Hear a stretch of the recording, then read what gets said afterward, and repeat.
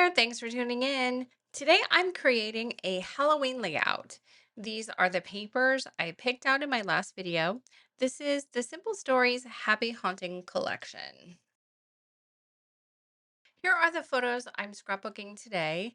I have four photos of my brother as a Martian and me as a fortune teller. I'm not certain of the year, but I'm guessing we were probably in fifth or sixth grade. At this stage in our tween years, we were making our own costumes. My brother painted a garbage bag green, and I wrapped a scarf around my head and wore sort of a caftan dress over a sweatshirt. I had press on nails and wore a bunch of my grandmother's costume jewelry. I'm just a tad over dramatic in these photos, but that's what makes them priceless. I pulled a few of the embellishments from the stack of Halloween items I have. I don't have a lot of Halloween stuff overall. I've got this Making Memories puffy alphabet, these puffy stickers from Fancy Pants Designs, these spooky word stickers, some really old 3D embellishments. Here's a journaling card from Little Yellow Bicycle and some doilies. And I also pulled two other alphabets from Doodlebug. I wasn't sure how big the letters would need to be, but this color is perfect. I also have this sticker set from Seven Gypsies. I still have a ton of these sticker sets. I didn't actually use any of these on the layout, but it's always good to keep things on your desk just in case. That's what I'm using on today's layout. I have a rough draft of what I want to do here, so I'm going to go cut my papers and then I'll show you the design idea for this page. All of my papers are cut, and this is essentially what the background is going to look like.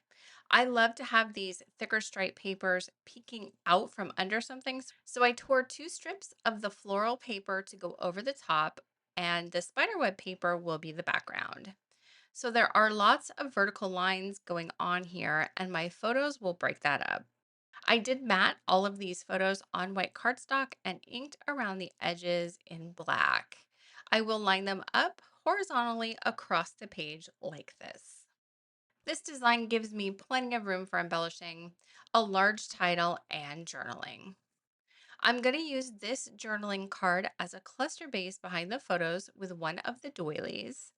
The other doily will go below the photo and lead into the title, and then my journaling strips will go below that. I haven't added my title to wax paper yet. I forgot to set that up. I'm not sure yet what to do with my title. The alphabet letters have a spider web printing on them, and this background also has spider webs. I'm not sure the letters will show up against the pattern paper, so I'm going to have to add something. I'm going to go glue everything down and figure out what to do with my title.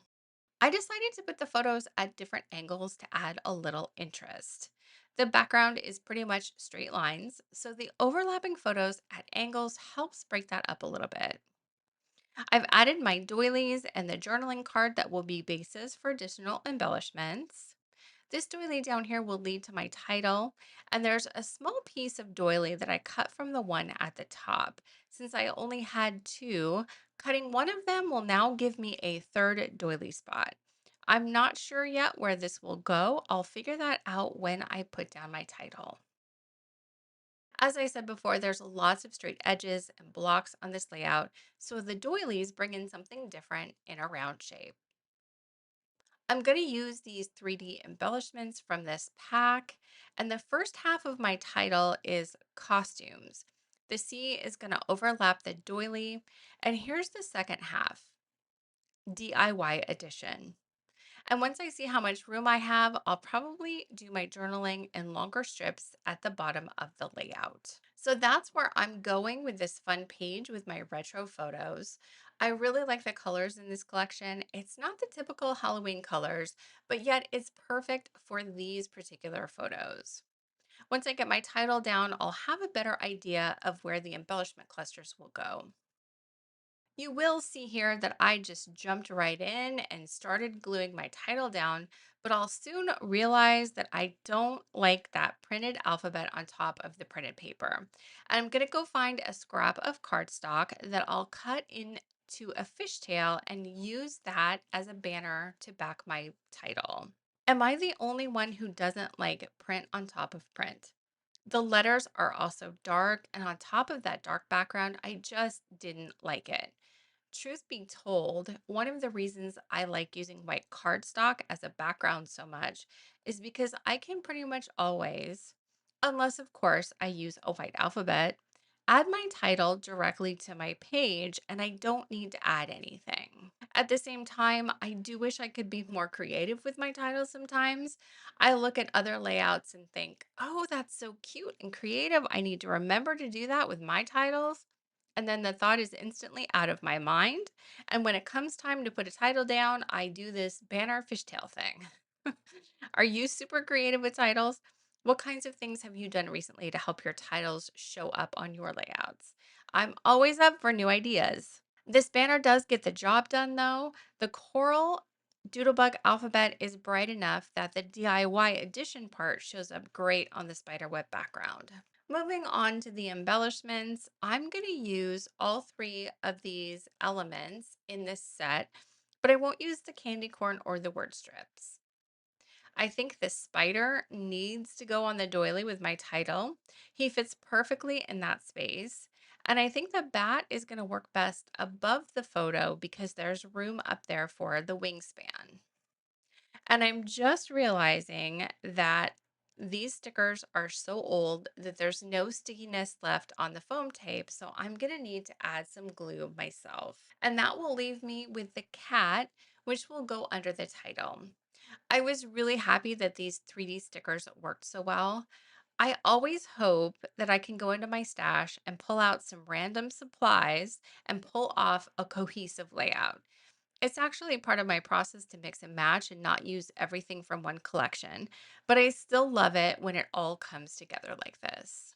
I do have that other doily piece, so I'm just playing with this in different positions to see where I like it best. I will finally decide to add it under the banner. Luckily, the glue on the letters was not dry, so I was able to lift them up and add the doily underneath. If for some reason that didn't work and the letters wouldn't come up, I still had plenty of N's and O's on the sticker sheet. I could have just added the two letters on top of the doily and the O and the N that are already there. With the doily in place, it gives me the perfect place to add the cat, and there is more room there to layer in more stickers. As for other embellishments, I do want to add a few of these puffy stickers from Fancy Pants. I know for sure that I want to add the house above my photos. It's the one big embellishment on the sheet with pink, and that pink is going to tie into the colors in the papers.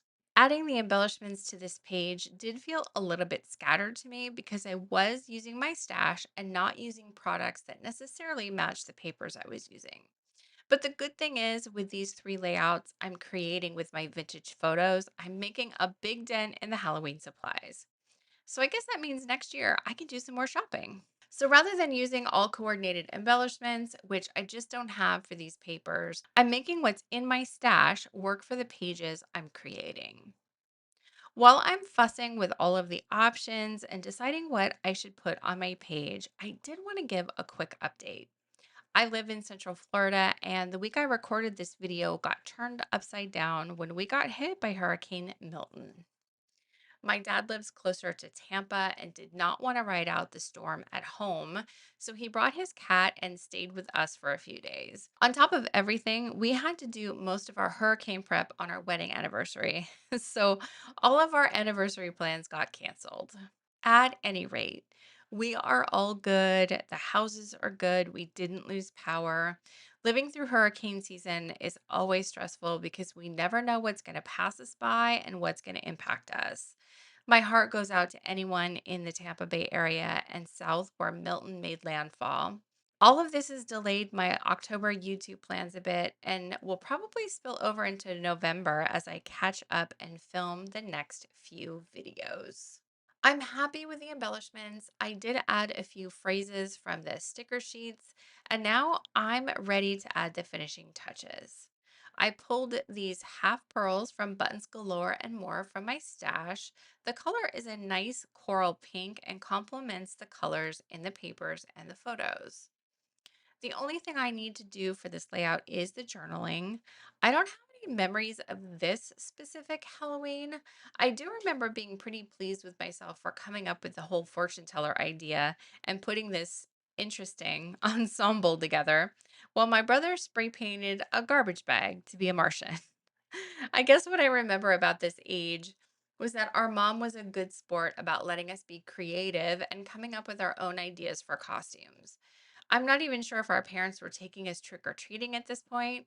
We had older cousins that liked taking us out, and we both had groups of friends that we would go out with too. This was certainly towards the end of our trick or treating days, as by the time we got to middle school, we were both pretty much over it. I do love these photos because of all the details they capture, not only of us as kids, but of the kitchen and the house where I grew up in Spokane, Washington. Like the paper cup dispenser on the wall, that ugly brown tile backsplash behind the sink, the dishwasher that never worked, the turquoise blue wall oven. And we had a matching turquoise blue rotary dial phone on the wall too. It's just not in these photos, but man, I sure do remember it. I've just scattered pearls around the layout, and after I stop filming, I'll add a few more black enamel dots.